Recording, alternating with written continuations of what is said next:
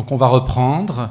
Je voudrais d'abord remercier dans ce début d'après-midi les intervenants à la table ronde qui vont présenter un certain nombre de projets innovants en région Occitanie, projets qui sont issus pour certains des équipes ou de projets de recherche nationaux, qui disposent de financements tantôt ARS, tantôt mairie de Montpellier et tantôt Agence nationale des solidarités actives. Et donc j'appelle à la table ronde les différents intervenants qui vont pouvoir se présenter et débuter les présentations. Donc, bonjour à tous, je suis Céline Nalcara, je suis psychologue, docteur en psychologie et je travaille au centre de ressources autisme de Montpellier. Donc moi je vais vous présenter un dispositif qu'on a appelé dispositif d'intervention autour du diagnostic. C'est un dispositif financé par l'ARS et qui a à peu près 18 mois d'existence. Donc ce dispositif il va avoir 3 axes de présentation que je vais vous présenter. Oui, je l'ai.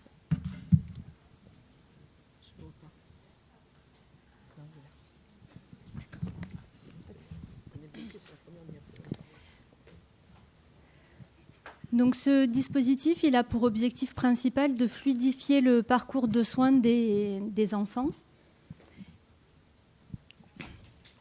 et d'aider les familles à se retrouver aussi un petit peu dans ce parcours de soins. Merci. Pardon. Et il est parti du constat que voilà, il y a eu, c'est ce qu'on discute depuis ce matin, il y a eu une évolution des connaissances sur les troubles du neurodéveloppement et beaucoup aussi sur l'autisme ces derniers temps. Qui a eu de nombreuses recommandations, notamment les dernières en 2018 de la Haute Autorité en Santé sur l'importance de la précocité du diagnostic et par la suite du coup de sa mise en œuvre et de l'accompagnement, des méthodes d'accompagnement. Et puis il y a eu plusieurs plans autisme qui se sont succédés et qui eux aussi ont mis en avant l'importance d'accompagner les parents autour du diagnostic dans une meilleure compréhension du trouble de leur enfant et dans les stratégies d'intervention à mettre en place. Donc pour un certain nombre de choses, il y avait des choses que nous avions mis en place, mais par contre les parents rapportaient un manque d'accompagnement, surtout à la suite du diagnostic pour les enfants les plus jeunes. Et la précocité du diagnostic, nous actuellement dans notre service, on reçoit des enfants de moins de 4 ans et des fois même en dessous de 3 ans. Et donc, c'était qu'est-ce qu'on fait avec ces familles dont le diagnostic est précoce, mais l'accompagnement est à peine en train de se mettre en place avec des contacts via les CAMS, via les CMP, mais où les prises en charge sont encore en attente ou se font un peu en libéral. Donc le projet DIAD, je vais juste passer plutôt sur cette diapo pour vous l'expliquer, il a 3 axes d'intervention. Le premier, il est donc à destination des parents et des familles. Et cet axe à destination des parents, il est coordonné par un médecin, une psychologue et surtout 2 infirmières qui ont pour objectif, à la suite du diagnostic, 15 jours après le diagnostic, d'appeler les familles et puis de faire un peu le point avec elles sur ce qu'elles ont ressenti à l'issue du diagnostic. Est-ce qu'elles ont bien compris les préconisations et en quoi est-ce que nous, on pourrait les aider dans cet accompagnement en termes de démarches administratives, orientation vers l'assistante sociale pour faire le dossier MDPH, en termes de démarches médicales et de prise en charge. Est-ce qu'elles ont besoin d'un accompagnement pour qu'on les aide à prendre rendez-vous chez le généticien, le neuropédiatre, à trouver peut-être une orthophoniste, notamment dans les coins les plus déserts. Et puis, on leur propose également un accompagnement spécifique pour certaines familles sur prescription médicale d'une guidance parentale, soit en participant à des groupes d'éducation thérapeutique pour les parents, soit en guidance individuelle avec des protocoles de type Back to Denver, qui sont des prises en charge recommandées pour les jeunes enfants avec TSA. Donc ça, c'est le premier axe. Le deuxième axe, c'est un axe coordonné par moi-même et par une collègue orthophoniste qui a pour objectif de former des professionnels qui sont déjà dans le champ de l'autisme, mais qui voudraient se spécialiser dans les méthodes de guidance parentale, à nouveau PACT, Denver, ETP, de manière à ce que les parents puissent bénéficier de ce type de prise en charge à proximité de leur domicile et qu'ils ne soient pas obligés de venir sur Montpellier puisqu'on est un centre régional et qu'on peut faire des diagnostics de toute la région. Donc voilà, que les prises en charge se passent à proximité du domicile. Et la formation dure environ 1 an avec des formations spécialisées et des intervisions, c'est-à-dire qu'on se voit tous les 3 mois pour discuter de situations qui auraient été difficiles dans la mise en œuvre de ce type de prise en charge, ou alors pour soutenir juste la mise en œuvre de ces guidances. Et ensuite, le dernier axe, c'est que même encore en faisant tout ça, on ne touche pas tout le monde et qu'il reste encore des familles qui ne bénéficient pas de ces accompagnements parce qu'elles sont trop loin ou parce que l'organisation fait que ça leur est impossible. Donc, on va essayer de développer la guidance parentale via la téléconsultation. Donc là, c'est en projet. On est en train le projet est écrit et on devrait le mettre en place d'ici quelques temps. Donc voilà, 2 ans, à peu près 18 mois d'expérience, 2e session de formateurs. Ça fait à peu près 60 professionnels qui sont formés dans toute la région, CAMS, hôpitaux de jour, CESAD spécialisé TSA, et qui vont pouvoir mettre en application ce type de prise en charge et qui vont également former leurs collègues dans leurs unités de manière à ce que ça puisse s'étendre. Voilà, pour moi, je vous remercie.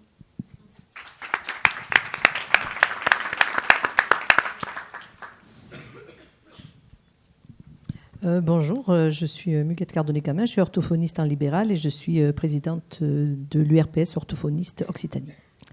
Donc, je vais... J'attends mon diapo. Donc, je vais vous présenter une expérimentation qui va se dérouler à Nîmes, donc dans notre région, et qui concerne donc le dépistage précoce en milieu scolaire des troubles du langage et de la communication chez les enfants entre 3 ans et 3 ans et demi, donc les enfants de petite section maternelle. Parallèlement à ce dépistage, il y a également un dépistage des troubles visuels chez les enfants donc, de 2 ans et demi, 3 ans par les collègues orthoptistes. Donc, ce dépistage se fait avec l'outil dont a parlé le docteur Henri ce matin, le DPL3, qui est un outil qui a été construit par les orthophonistes, mais qui a été construit aussi pour une utilisation par d'autres professionnels de santé. Un partenariat avec l'éducation nationale, les médecins de PMI, qui ont été pour nombreux formés à l'utilisation de cet outil. Donc, ces expérimentations, à l'inverse de ce qu'on a entendu, sont des expérimentations qui sont donc nationales et qui sont prises en charge dans le cadre de la Caisse nationale d'assurance maladie.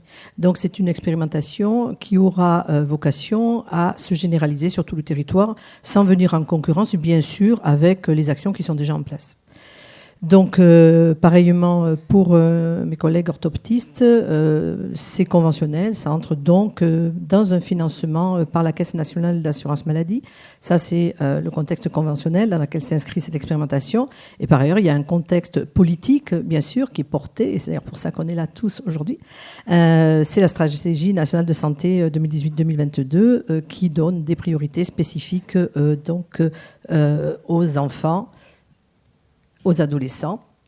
Je ne vais pas reprendre exactement le cadre politique, mais nous savons qu'il y a un très gros effort fait sur ce repérage précoce. D'ailleurs, outre ce financement de cette expérimentation, la Caisse nationale d'assurance maladie a valorisé les actes d'orthophonie pour les enfants de moins de 3 ans, tous les actes d'orthophonie, et valoriser les actes de rééducation du langage chez les enfants de 3 à 6 ans. D'où donc l'importance qui est portée sur cette action. Cette action, elle est née d'une action de dépistage qui existe depuis 2007 dans le Nord-Pas-de-Calais, qui est portée par une association locale, l'APESAL, qui fait, outre le dépistage du langage, fait un dépistage visuel, auditif, bucco-dentaire, du surpoids. Enfin, donc, c'est une très grosse association de prévention qui fonctionne très bien et qui a obtenu depuis 2013 l'agrément académique du rectorat de Lille. Et c'est l'ARS à ce moment-là qui finance les vacations des professionnels qui participent à cette expérimentation. Donc, il y a eu un premier groupe de travail pour la mise en œuvre de ce projet. Et le porteur du projet est une association de prévention qui a été créée à cet usage. C'est la DP2O, pas 20, association donc de dépistage de prévention orthophoniste orthoptiste. Et c'est eux qui sont le porteur du projet. Bien sûr que l'objectif de l'expérimentation, c'est de diminuer le taux des enfants qui vont être repérés trop tardivement. Par exemple, le petit Oscar dont nous a parlé le professeur Scheik ce matin, aurait pas attendu 4 ans pour être effectivement dépisté, puisque l'intervention est très précoce. Elle va se situer entre donc novembre et février. Donc c'est en milieu scolaire, ce sont les enseignants qui vont recueillir les informations. Ils auront une formation que je vais détailler. Donc je l'ai déjà dit, les enfants, c'est entre 3 ans et demi. Donc c'est la première année de scolarisation en petite section maternelle. 3 sites sur le territoire national ont été sélectionnés. C'est Bobigny, donc La Roche-sur-Yon et Nîmes. Donc pour Nîmes, ça représente quand même une cinquantaine de petites sections maternelles. Et il y a également 12 classes dans des écoles privées sous contrat avec l'État, ce qui représente à peu près 1500 enfants. Donc c'est un dépistage, il est évident que c'est sur le volontariat et l'autorisation parentale, et bien sûr sur le volontariat aussi des enseignants.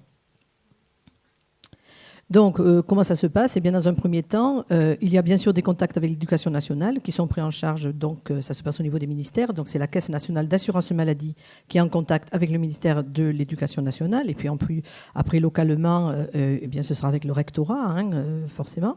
L'information aux médecins, médecins de PMI, les pédiatres, médecins généralistes, les médecins de l'Éducation nationale, et également des informations aux orthophonistes d'abord pour les infirmiers qui ont cette expérimentation, ensuite pour recruter donc des orthophonistes, puisqu'il va falloir des orthophonistes pour faire les sessions de formation aux enseignants, pour faire les sessions d'information aux parents, puisqu'il y aura des informations aux parents, une séance de sensibilisation, et ensuite pour donc coter les questionnaires, puisque ce sont les orthophonistes qui coteront donc les grilles. Donc la formation des enseignants se déroule sur soit 2 demi-journées, une journée. Il y a une partie donc qui est une formation sur le développement du langage normal chez l'enfant. Et ensuite, il y a une demi-journée pour les enseignants de petite section maternelle qui, eux, auront une formation sur la prise en main de l'outil DPL3 pour savoir comment l'utiliser. Après ces étapes, donc, le dépistage se mettra en œuvre. Donc, il commence en novembre, donc ce sera vraisemblablement novembre 2020. Puisqu'il faut, c'est entre ministères, donc c'est beaucoup plus compliqué quand c'est tout en haut, vous voyez, que quand c'est en région, parce qu'il semble qu'ils communiquent moins facilement que quand on est sur le même territoire. Donc de novembre à, je pense, janvier-février. En novembre, pourquoi ? Parce qu'il faut que les enseignants, effectivement, connaissent les enfants. Puisqu'il ne s'agit pas de faire passer un test aux enfants, mais il s'agit d'une observation dans des contextes, dans des situations tout venantes dans la classe. Et donc, l'enseignant, petit à petit, remplira les questionnaires au fur et à mesure de l'observation de l'enfant sur lequel il portera un regard, effectivement, particulier. Évidemment, après, il y a un retour sur le dépistage que je détaillerai, puisqu'il y a un retour aux parents, bien sûr, et il y a une évaluation de l'action qui se fera en commission paritaire nationale. Et j'ai oublié aussi l'information à la commission paritaire nationale des médecins. Donc l'outil. Alors l'outil, ça n'est pas un outil de diagnostic, c'est un outil donc de repérage qui concerne que les enfants de 3 ans à 3 ans et demi, donc petite section maternelle. Voilà. Il se présente sous la forme d'un questionnaire avec des réponses oui-non. Donc c'est très simple. Le repérage dans des difficultés de l'enfant ne vont pas constituer un diagnostic, mais vont être un repérage d'éventuelles difficultés de l'enfant. Donc cet outil va permettre effectivement de développer et de faciliter la démarche clinique. Il est construit uniquement sur le principe de l'observation de l'enfant dans des situations de la vie naturelle, en classe donc. Donc il y a plusieurs domaines. Ces domaines, vous le voyez, c'est la socialisation, la communication, le graphisme, le vocabulaire et la compréhension et l'expression, c'est-à-dire des domaines qui sont majeurs pour repérer des difficultés du développement dans le domaine du langage. Donc, les enseignants vont donc observer les enfants, donc quand ils les connaîtront, et ils vont pouvoir remplir donc des questions. Et ces questions visent à évaluer comment l'enfant entre en relation donc avec l'autre. Alors l'autre, en l'occurrence, eh bien, ce sont les autres, les enfants, les autres élèves, et puis aussi les adultes avec lesquels il est en relation, l'enseignant, l'ATSEM, voilà. Ensuite, donc, les situations de langage, c'est-à-dire la pragmatique, on l'a évoqué ce matin. Comment il s'exprime habituellement, et puis s'il commence à dessiner. Nous avons vu que ce matin, c'était aussi révélateur du développement de l'enfant. Donc, je vous passe en revue les questions pour démystifier quand même cette tâche de recueil des données par l'enseignant. Donc, dans un premier temps, il s'agit de savoir si l'enfant communique spontanément avec les adultes. Alors, les adultes hors du cadre familial, bien sûr. Donc, je l'ai dit, avec l'enseignant, voilà, comment...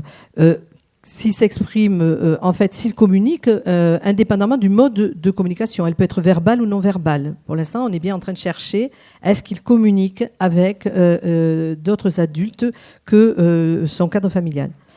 Donc ça, l'enseignant le repère vite. Ensuite, tout au long de la journée, l'enseignant va pouvoir repérer si l'enfant utilise spontanément le langage oral dans ses activités, dans ses relations avec les autres enfants.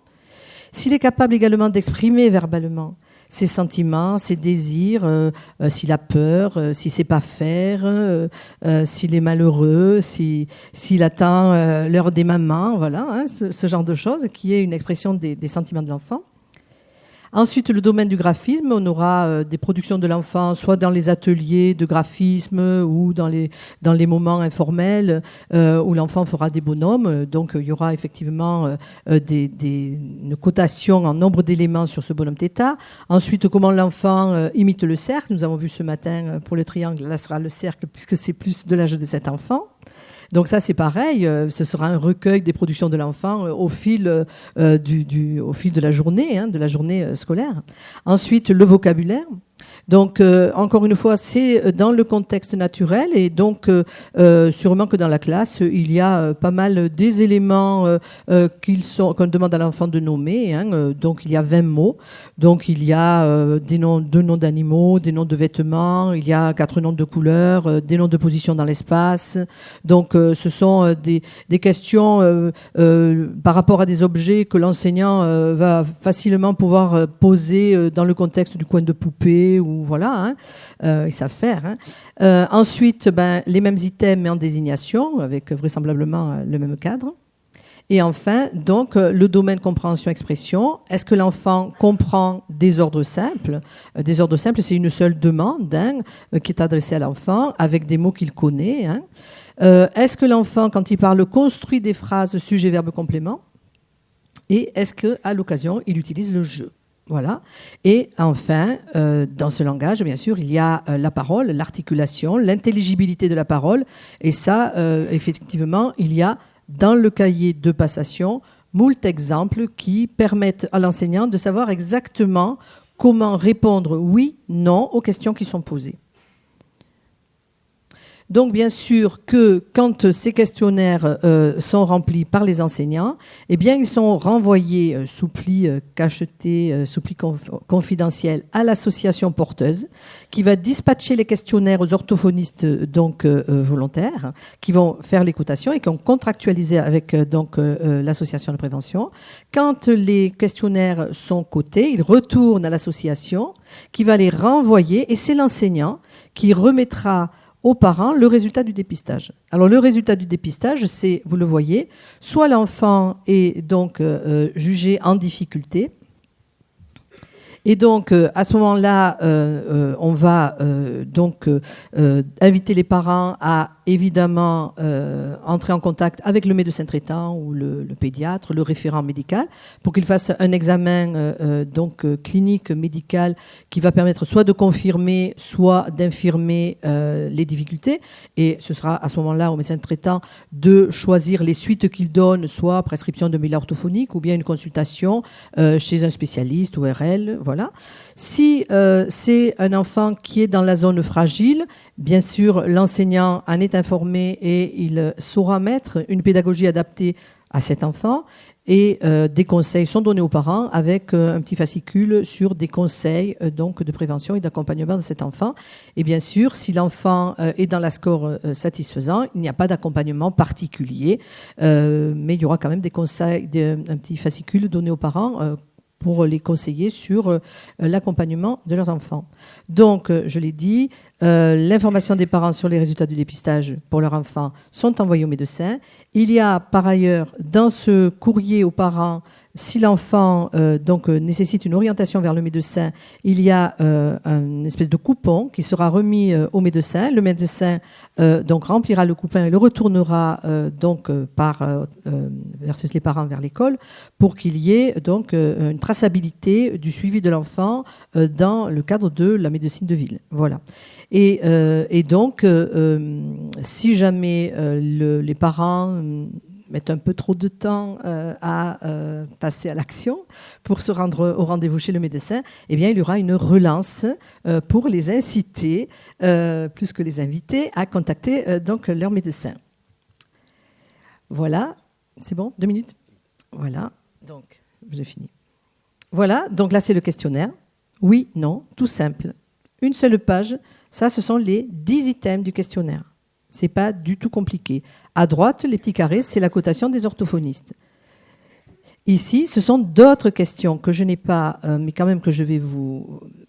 il y a d'autres éléments qui vont être demandés de repérer. C'est par exemple un bavage. Par exemple, un enfant qui n'a pas de contact oculaire. Par exemple, un enfant qui fait répéter souvent. Un enfant... Voilà. Des tas d'autres troubles du comportement de l'enfant qui... pour l'orthophoniste, peut effectivement moduler les résultats que l'enfant aurait eu dans ses scores. Puisque si l'enfant a un bavage, on peut avoir un problème d'oralité. Si l'enfant n'a pas de contact direct, n'a pas d'attention conjointe, on peut effectivement craindre un problème de communication. Donc ce sont effectivement des critères qui vont donc permettre de moduler le score général de l'enfant et qui peuvent le faire passer de zone fragile à, au contraire, zone en difficulté. Voilà, je vous remercie de votre attention. Et j'ai une grande félicitation à toutes les deux parce que vous avez réussi à toutes les deux à mutualiser le temps de parole. La première intervenante a donné gentiment quelques minutes à la seconde intervenante. Et qui dira que les orthophonistes ne sont pas des grandes bavardes ?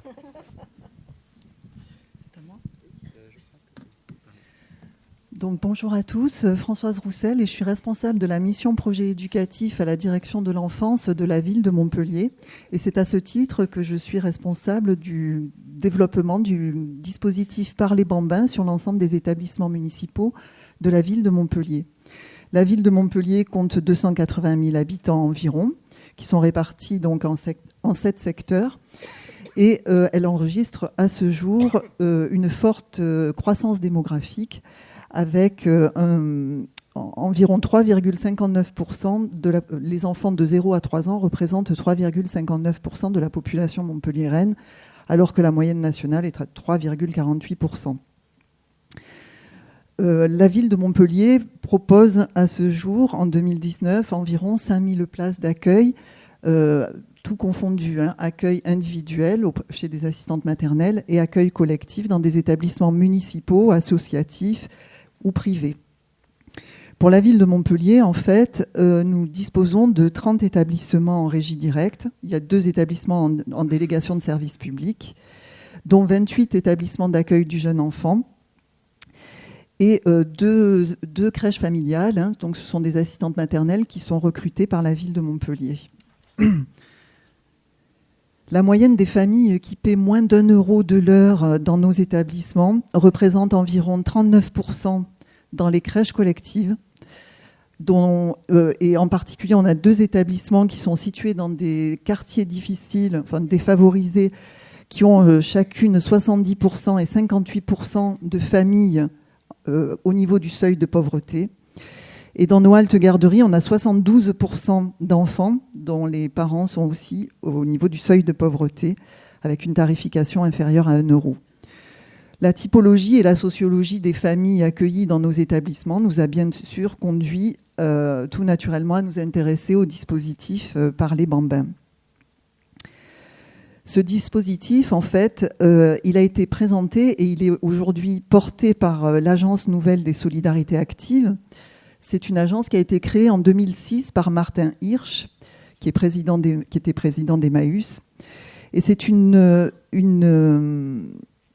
agence qui a vocation à mener des actions en faveur de la lutte contre la pauvreté et l'exclusion.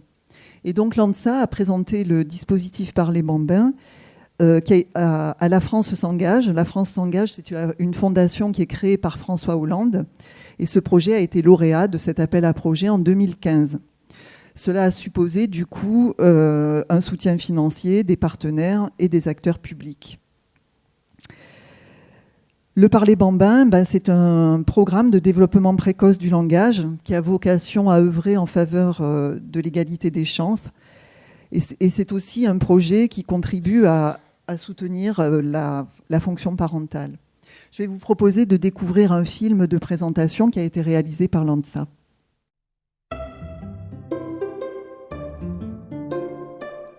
Parler Bambin, c'est une approche pédagogique innovante qui aide chaque tout petit accueilli en crèche à développer le langage à son rythme, tout en prenant appui sur le goût et l'envie de communiquer de chacun. Parler Bambin prévient ainsi les inégalités scolaires et sociales de manière individualisée. Des études montrent qu'en moyenne, à l'âge de 3 ans, un enfant issu de familles défavorisées aura entendu jusqu'à 3 fois, voire 4 fois moins de mots qu'un enfant issu de familles favorisées. C'est vraiment cette différenciation d'accès au langage qui va conditionner, dès le plus jeune âge de l'enfant, des inégalités sociales qui vont se répercuter non seulement à court terme sur ses aptitudes scolaires, par exemple, mais également à moyen et long terme sur son accès aux études supérieures ou à un emploi qualifié. L'enjeu, c'est vraiment de pouvoir intervenir le plus précocement possible dans la période propice du développement du langage de l'enfant, afin de pouvoir prévenir au mieux les inégalités émergentes avant son entrée à l'école. Suite à une première expérimentation de l'approche Parler Bambin, un déploiement à échelle nationale est mené entre 2016 et 2021 dans une centaine de crèches réparties sur tout le territoire métropolitain. L'approche Parler Bambin s'adresse à des structures d'accueil collectif du jeune enfant. Les professionnels de crèche bénéficient d'une formation reposant sur le développement et l'amélioration des interactions langagières entre le professionnel et l'enfant, tout en respectant le rythme de développement du tout-petit. Parler Bambin se décline en 3 volets s'inscrivant en cohérence avec les projets pédagogiques des structures. Le langage au quotidien se compose de postures clés permettant de toujours parler avec l'enfant plutôt qu'à l'enfant et ainsi de privilégier l'échange individualisé. Les ateliers langage sont des temps d'échange privilégiés et réguliers avec un professionnel et 2 enfants pour donner l'occasion et l'envie de s'exprimer aux enfants ne parlant pas ou peu.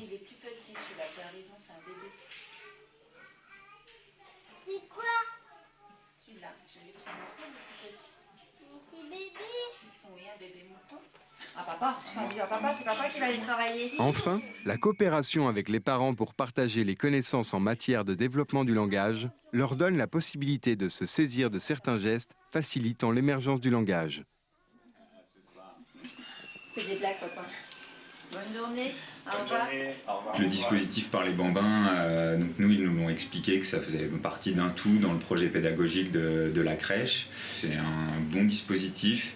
Ils nous l'ont très bien expliqué aussi sur la manière de parler aux enfants, de se baisser, se mettre à leur hauteur, leur poser des questions ouvertes, leur parler aussi comme à des gens, des adultes. C'est vrai que de voir l'évolution des enfants, l'évolution des fois très rapide, et puis l'impact que ça a sur les échanges au quotidien. Il y a vraiment beaucoup d'échanges entre les enfants, entre les adultes, entre les parents. Il y a vraiment tout un noyau qui se forme autour de Parler Bambin, et ça, de voir tout ça qui se met en place, des résultats. En permettant une intervention dès le plus jeune âge et ayant ainsi un impact renforcé et durable sur la trajectoire de l'enfant, Parler Bambin constitue un véritable levier d'investissement social. C'est autour de cette conviction que le programme national rassemble depuis son lancement un panel diversifié d'acteurs. Un réseau d'acteurs de la petite enfance, des équipes de recherche pluridisciplinaires en charge d'évaluer le projet, les pouvoirs publics, mais également des fondations qui soutiennent le projet. l'Agence nouvelle des solidarités actives coordonne le déploiement des formations et assure l'animation du réseau des communautés Parler-Bambin. Une évaluation scientifique d'une ampleur inédite est menée sur toute la durée du projet. Elle permettra à terme de mesurer l'impact de Parler-Bambin pour les enfants, les professionnels et les parents, grâce à la comparaison de crèches ayant bénéficié de la formation et de crèches témoins n'ayant pas encore été formées. Parler-Bambin, c'est une approche dont les premiers impacts ont été prouvés à petite échelle, notamment pour les enfants issus de familles défavorisées. Un réseau de 20 formatrices professionnelles de la petite enfance et expertes du développement du langage. 27 communes mobilisées, 94 crèches impliquées, 1500 professionnels formés et 3000 enfants concernés d'ici 2021.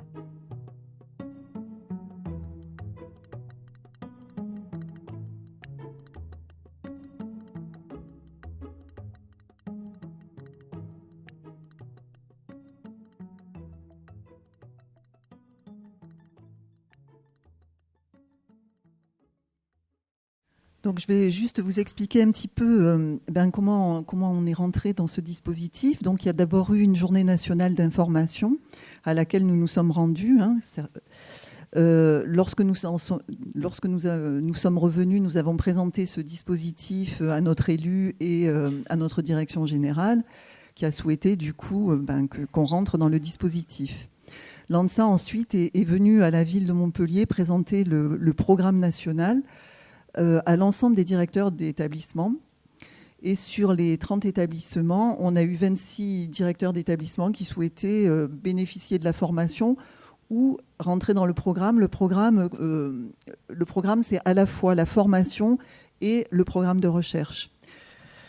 Du coup, on peut dire que l'ensemble des établissements qui étaient volontaires pour rentrer dans le programme n'ont pas pu y rentrer tous, dans la mesure où pour rentrer dans le programme de recherche, il fallait remplir un certain nombre de conditions. Il fallait que les cohortes d'enfants constituées répondent à un certain nombre de critères. Alors des critères sociaux, des critères de temps de fréquentation des structures d'accueil et d'âge.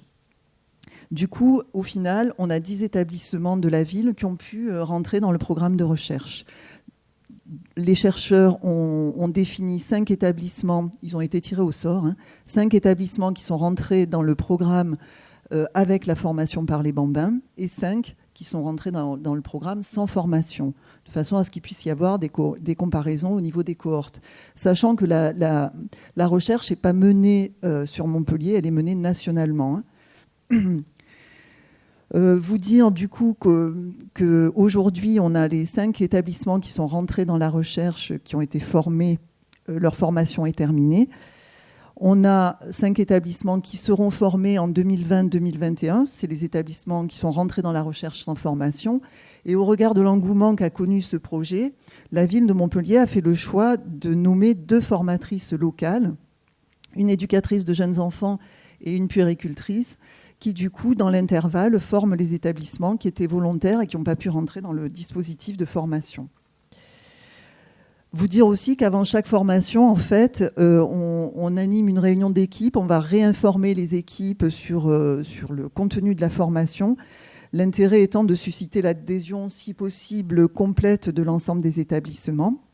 On a la formatrice ensuite qui se rend une demi-journée en immersion dans l'établissement pour que le jour où a lieu la formation, elle puisse un peu faire référence à ce qu'elle a observé en termes de pratique dans l'établissement. Et les formations sont assurées par nos 2 formatrices, mais également par une spécialiste du langage qui peut être une orthophoniste, un médecin, ou on a également une chercheuse en sciences du langage qui intervient régulièrement. Nos formatrices ont 30% de leur temps de travail dédié au Parler-Bambin, ce qui suppose qu'au-delà des formations, elles assurent un suivi et qu'elles continuent à dynamiser un petit peu ce projet sur les établissements. Et avec elles, on a créé un certain nombre d'outils d'évaluation, notamment un questionnaire à destination des professionnels pour évaluer un petit peu où en est le dispositif, et également un questionnaire à destination des binômes d'encadrement des établissements. Et ça nous permet de voir un petit peu où en est l'établissement dans le cadre de ce dispositif.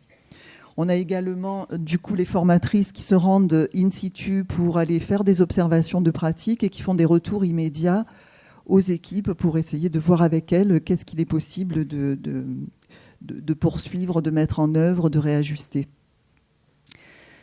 Nos formatrices sont aussi sollicitées parfois sur des réunions de parents pour aller expliquer ce qu'est ce dispositif Parler Bambin et également pour animer des cafés parents autour du langage.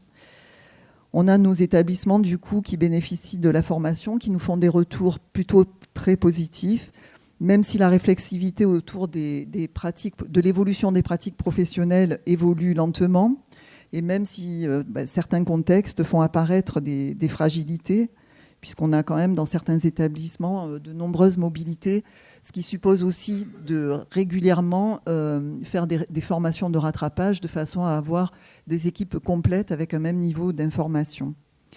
Par ailleurs, là, nous allons entamer une expérimentation avec l'Éducation nationale et la direction de l'éducation de la ville de Montpellier. Et la semaine prochaine, et d'ailleurs, il y a Madame Anne, l'inspectrice d'académie, qui est dans la salle, avec laquelle on essaie de co-construire une nouvelle ingénierie de formation à destination des enseignants et des ATSEM. Donc on commence cette expérimentation la semaine prochaine ensemble. On verra ce que ça va donner. L'ANSA va certainement là aussi nous soutenir dans ce nouveau projet.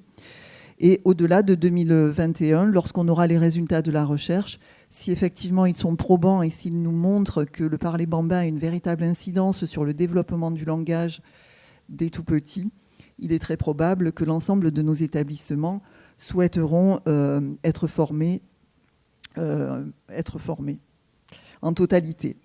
Voilà, et je voulais juste aussi préciser que c'est un projet qui a été très très soutenu par la CAF de l'Hérault qui le finance très largement. Merci de votre attention.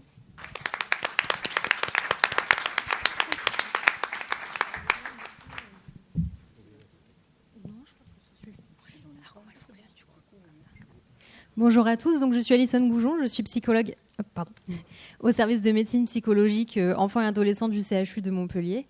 Donc là, je vais vous parler du programme pour les parents d'enfants de 3 à 6 ans, donc le programme Incredible Years. Alors, comme ça. Donc c'est des programmes qui ont été créés par Caroline Webster Stratton, qui est du coup infirmière et psychologue clinicienne et qui travaille entre autres à la clinique de la parentalité de l'Université de Washington, qui a développé ces programmes. Donc, le premier a été mis en place en 1981 et elle est également auteure d'un certain nombre d'études de validation de ces programmes. Elle les a créés dans le but d'intervenir auprès des parents dans le cas de troubles externalisés chez l'enfant. Donc, tout ce qui est troubles du comportement, en fait. Opposition, agressivité, impulsivité, etc. Ils ont ensuite été développés sur d'autres tranches d'âge et puis en version de prévention également. Alors, sans du tout les détailler, The Incredible Years, en fait, c'est des séries de programmes qui sont à destination ou des parents, ou des enfants, ou des enseignants. Ils ont tous la même visée, c'est de promouvoir les compétences socio-émotionnelles de l'enfant, la réussite académique, augmenter l'estime de soi et réduire les troubles du comportement. Donc là, en détail, je vais vous parler juste du programme donc, pour les parents, pour la tranche d'âge 3-6 ans, préscolaire du coup. Alors, au niveau théorique de ces programmes, assez rapidement, c'est basé premièrement sur la théorie du processus coercitif de Patterson, avec l'idée que les comportements inadaptés en fait, se sont maintenus par le biais des renforcements négatifs. Donc, le cercle, très schématiquement, quand il y a un comportement inapproprié de l'enfant, de type il veut pas obtempérer ou il veut pas faire, il va y avoir une réponse parentale punitive qui a tendance à augmenter en fait, les comportements de l'enfant, crise de colère par exemple. Et puis face à ça, le parent va surenchérir au niveau des stratégies punitives, répressives. Et finalement, ce qui va se passer, soit l'enfant va abandonner et va faire, et donc le parent va maintenir cette stratégie puisqu'elle a fonctionné, ou à l'inverse, l'enfant va réussir à éviter la tâche, par exemple, et donc il va maintenir son comportement puisque ça a fonctionné. Donc c'est ce processus-là, en fait, qui maintient les comportements inappropriés, si je peux dire comme ça. Donc le but, en fait, de ces programmes de parents, finalement, c'est que face au comportement inapproprié de l'enfant, on aide le parent à modifier sa réponse, ce qui a pour incidence donc de modifier le comportement de l'enfant. Très rapidement. En base théorique aussi, il y a la théorie de l'apprentissage social qui est alors très bien résumée par cette image. L'idée, c'est que les enfants apprennent vraiment beaucoup en observant les comportements, en imitant, et que les parents ont forcément, du coup, ils sont acteurs dans le développement socio-émotionnel de leur enfant. Donc c'est pour ça qu'on passe par les programmes parentaux, et également la théorie du modeling qui sert en fait dans la manière de travailler avec les parents dans les programmes, avec l'idée qu'on vraiment le parent il s'entraîne de manière intensive à mettre en place les stratégies pour se les approprier et que ce soit plus facile à mettre en place derrière.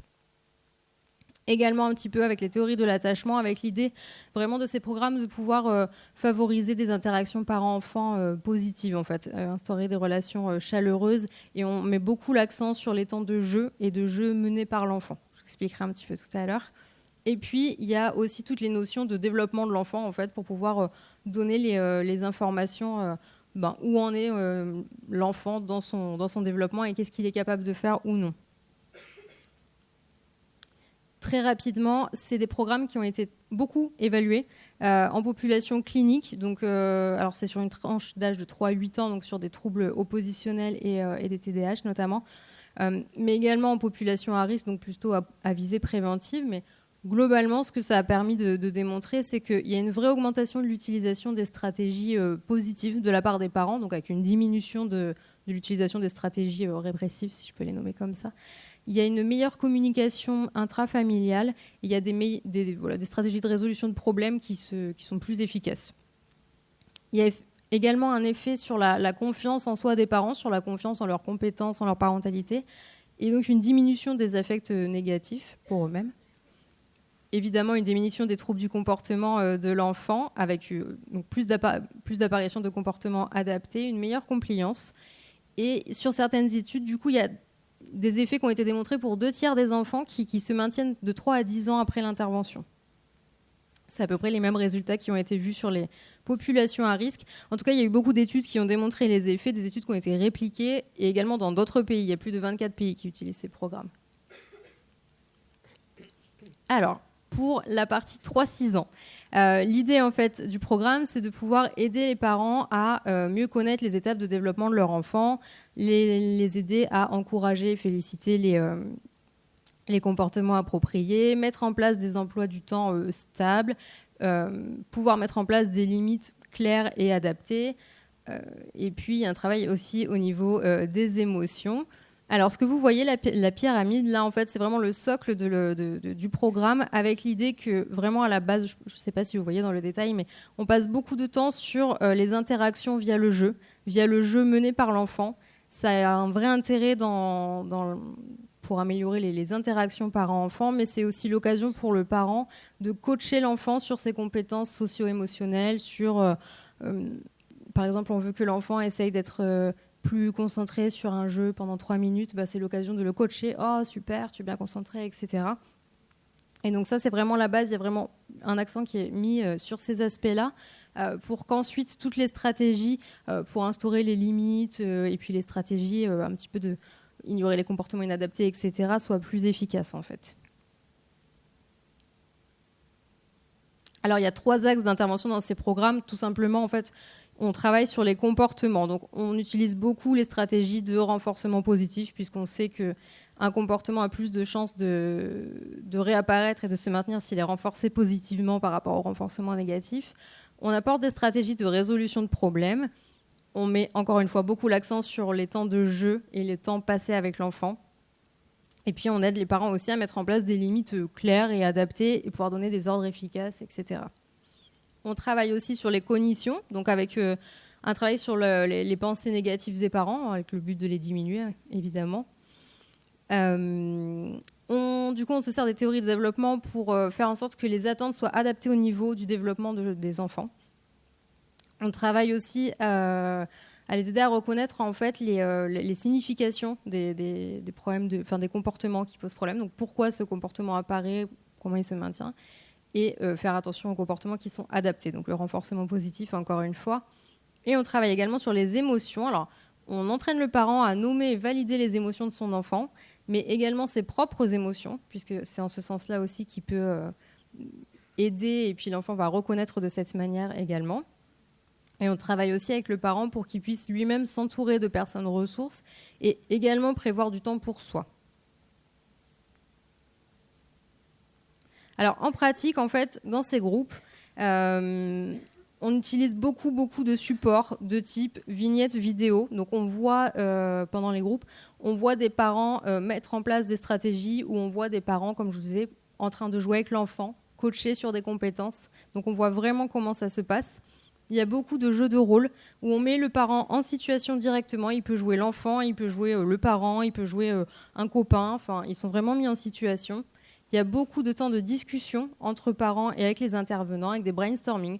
On peut lancer la question, par exemple, pour vous, qu'est-ce que c'est jouer avec l'enfant ? Et puis on se sert des réponses des parents pour les amener à comprendre le concept qu'on veut introduire. On donne beaucoup de support aux parents. Ils repartent avec des fiches objectifs. Ils ont des petites fiches finalement qui reprennent les points clés du contenu de la séance qu'ils peuvent garder, mettre sur le frigo, avoir à portée de main. Ils ont des tâches à faire au domicile qui sont reprises ensuite à chaque séance. Entre eux, au sein du groupe, ils se créent un réseau de soutien aussi s'ils ont besoin, entre chaque séance finalement, d'être soutenus, de refaire un point. Et puis, il y a des livres, etc., qui reprennent, encore une fois, tout le contenu. Alors, ce qui est intéressant, donc du coup, à Montpellier, dans le service, le programme a été mis en place. Donc, mes collègues ont déjà réalisé 4 sessions. Donc, c'est des groupes qui sont animés par 2 psychologues qui sont allés se former en Angleterre, du coup.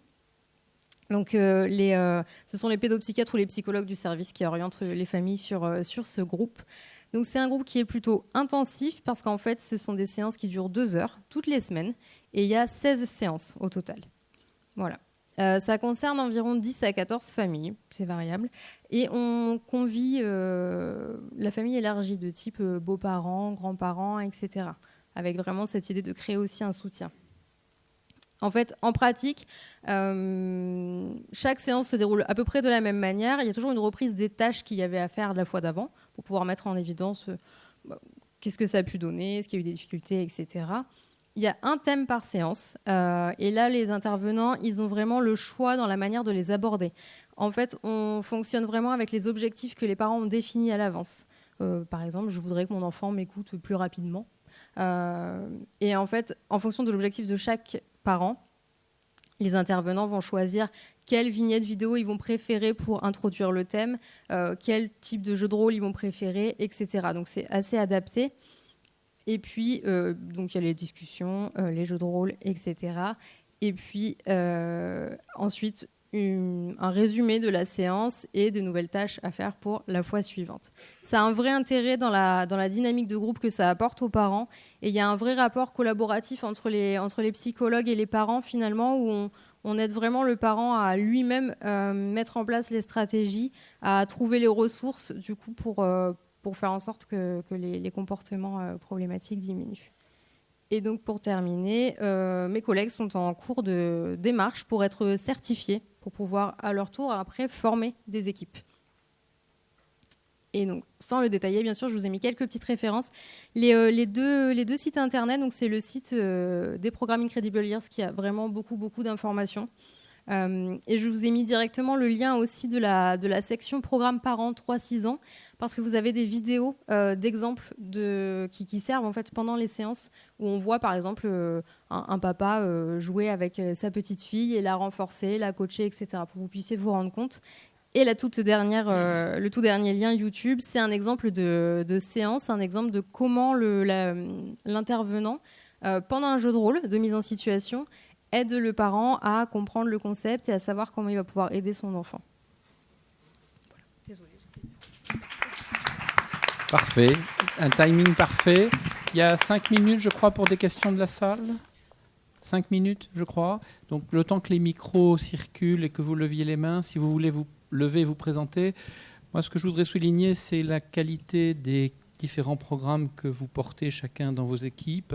C'est cette notion que notre région s'enrichit à partir des expériences de chaque équipe, et c'est l'importance de les rendre synergiques. Donc, par exemple, le programme qui est soutenu par la CNAM et la Fédération nationale des orthos, ça nous a bien entendu laissé penser que ce serait intéressant de faire de façon synchrone une formation des médecins de premier recours autour du développement et du langage oral, et c'est ce qu'on va construire avec l'URPS Ortho. Les programmes Incredible Years, ils font partie des axes stratégiques qui ont été validés dans le PRS 2018-2023. Le Parler Bambin, on est effectivement dans cette réflexion de comment le généraliser éventuellement à l'échelle de la région, comment le rendre synergique avec d'autres programmes. Et les programmes d'accompagnement, ils sont essentiels effectivement dans la phase qui suit le diagnostic. Ils seront complétés, j'imagine, par les programmes par les actions des plateformes de repérage précoce. C'est un peu complémentaire finalement. Voilà, est-ce que vous avez le micro? J'ai meublé en cette mini-synthèse.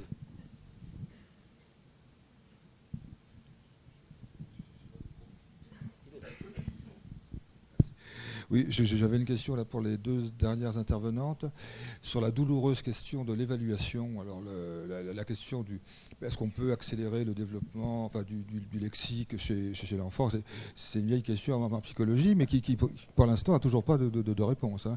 Donc est-ce que c'est possible de nous décrire la méthodologie d'évaluation qui va être mise en place, si elle a été réfléchie, pour répondre à cette question, puis c'est la même en photocopie, hein, concernant votre intervention.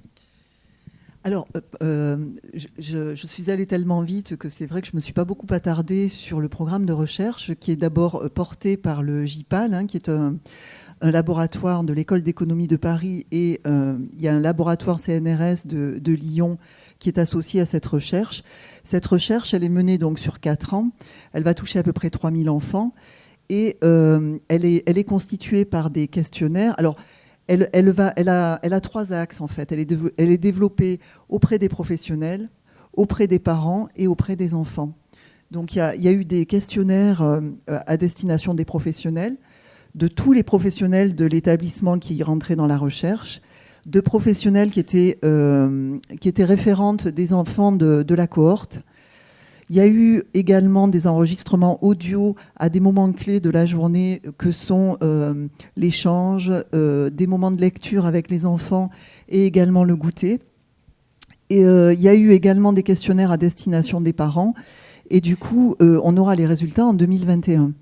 Voilà, c'était pour... Et on a au niveau des enfants, on a également une psychologue qui passe dans les établissements à des âges anniversaires des enfants, et qui du coup fait elle aussi une évaluation de son côté. Je ne sais pas si j'ai répondu à votre question. Non, pas vraiment. C'est le principe également d'un groupe contrôle qui permet de mesurer les mêmes objectifs en population non formée en termes d'établissement et en population formée. Donc il y a des groupes contrôle, et je pense que dans les programmes Incredible Years, je pense que c'est la même chose. Non, mais dans les validations qui ont été faites. Oui. Oui, dans les validations faites pour les programmes Incredible Years, il y a eu des groupes contrôle, il y a eu des listes d'attente, il y a eu des groupes d'intervention, et un peu de mémoire, il y a eu des évaluations objectives du comportement via les parents, via des cliniciens et via les enseignants, il me semble. Je ne sais pas si ça répond. Est-ce qu'il y a une dernière question ? Eh bien, vous aviez la dernière question. Merci beaucoup. Merci à chacune d'entre vous.